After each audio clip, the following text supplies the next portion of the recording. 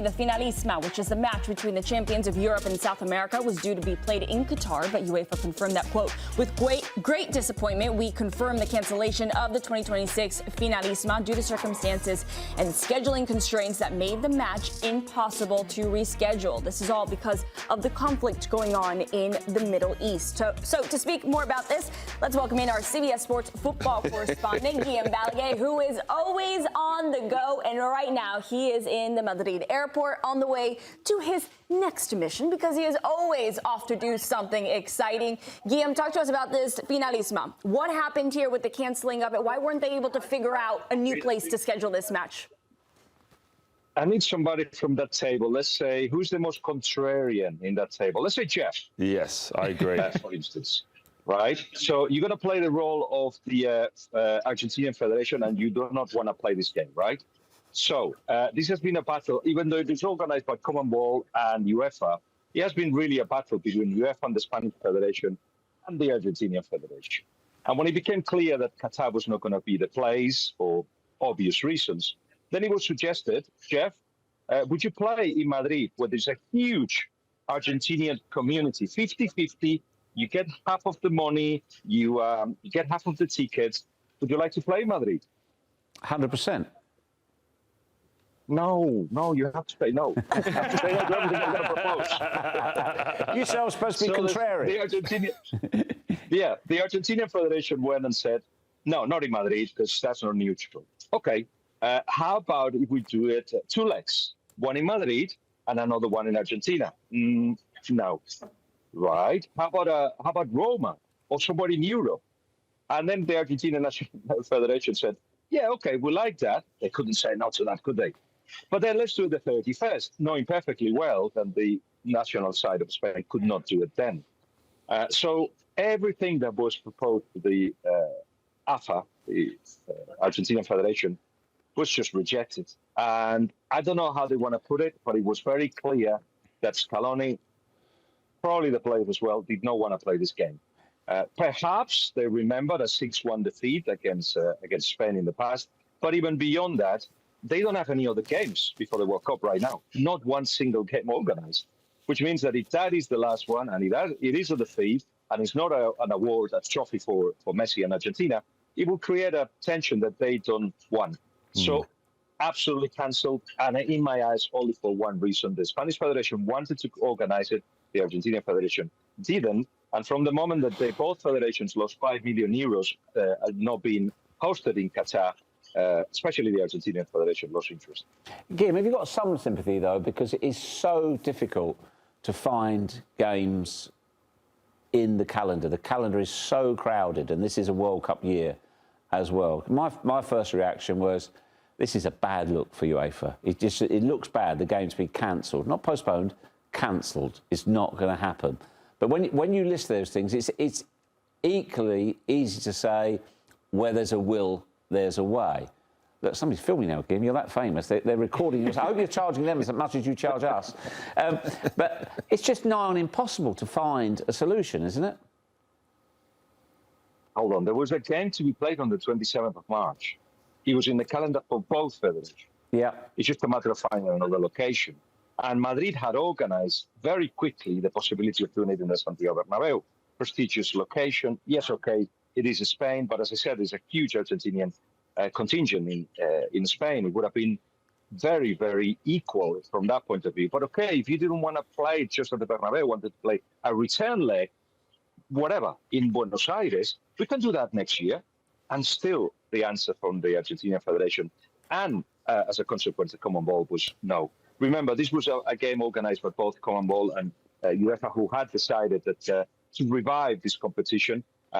Argentina won it last I think it was in Wembley against Italy, and it could just give you a little bit of prestige. You have to continue playing to actually get it in the mind and the calendar of the fans. But it was a sold out in Qatar. Obviously, the vice president of UEFA, Nassef Al-Khelaifi, who's Qatari, he helped it organized, and he has been pushing for this to continue.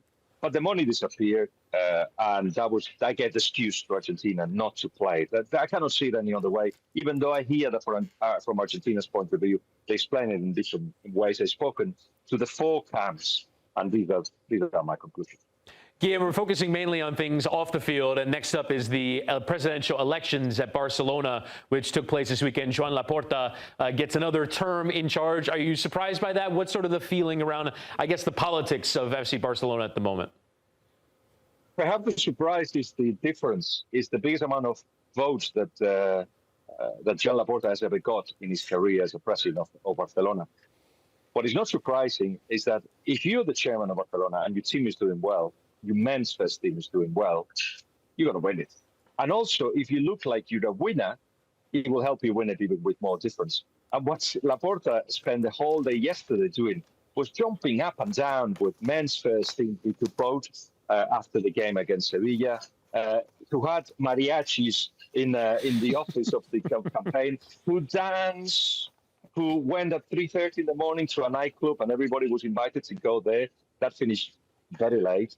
If you look like a winner, basically everybody's going to go with you. I think Barcelona fans love Laporta and the way he represents the club. How he very cleverly has converted all this is Barcelona against the world. I don't know where the enemies are, apart from the usual Real Madrid. But he feels in a paranoid way or in a clever way that the whole world is against Barcelona, authorities, referees, everybody. So vote me because I'm going to defend Barcelona like nobody else can. And to be honest, he's got, quite a big things to prove that he's doing a good job with Barcelona from one point of view, the stadium, the results on the pitch. But then, of course, if you listen carefully to what the other candidate, Victor Font, was saying, the fact that there is $2 billion plus in debt, the fact that some of the contracts that Barcelona has signed with companies that are not very reputable, suspicions about where money goes, all of that will just get put on the side because Barcelona are winning. And hence, Joan Laporta stays, and when he finishes his next mandate, it'll be 17 years that he's been at the club in two different phases. Well, you say they're kind of pushing that debt out of the way, but we do have to talk about it because the debt does still exist there. Guillem, do you think with more and more sections of the Camp Nou being open, do you think that's going to be able to continue pulling this Barcelona club out of debt?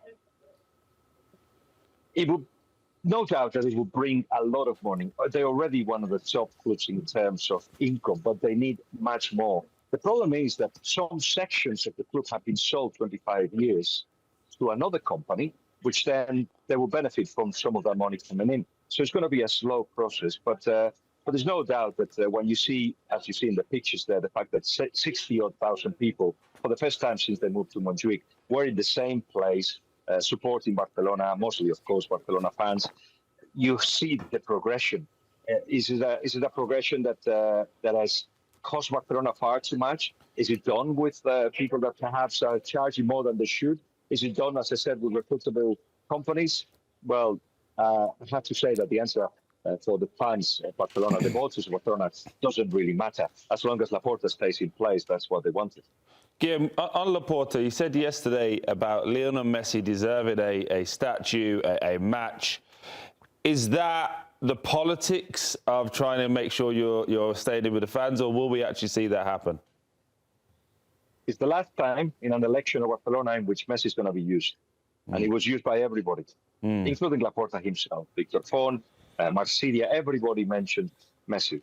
He has made no difference because the winner of the elections is somebody that doesn't talk to Messi, cannot talk to Messi, cannot access the Messi wealth. I was the guy that pushed Messi out of Barcelona. It just doesn't matter. People are looking at the present and the future. So, to be honest, Joan Laporta can decide whatever in terms of acknowledgement. There will be that. Remember that photograph of Messi inside the stadium on his own, saying, I would like to say goodbye as I wasn't able to. Yeah, Laporta has got now the power and the mandate to give that in whatever shape he wants. And the statue, homage in a game, for instance, which has already suggested to Messi's dad. But Victor Font wanted or was dreaming of Messi wearing the Barcelona shirt, playing for at least 6 months before he retires. That's not going to happen because Messi will not do anything while Laporta's in charge, which is nothing is going to be done, in theory, for the next 5 years then. Guillem, really quickly, looking ahead to Man City, Real Madrid. What difference a week makes for Real Madrid? Obviously beating Man City and then winning again at the weekend. Pep Guardiola's made the decision to not have his team train today. Do you think that's a little bit strange? A little bit weird? Little bit out of the ordinary, 100%. Who does that? But he must have seen that the team needed just a mental reset, a physical reset as well. I'm not sure a day is going to give them that, but it does take them out of their routine, if you like. Perhaps just allowing them to refresh their minds and their body, not feeling the obligation of having to do another day of recuperation, because that's what Manchester City and the big clubs are doing now. Rest, recuperation, play, and now they're out of it. And they're not going to learn anything in one day. They know everything that Pep Guardiola wants them to do.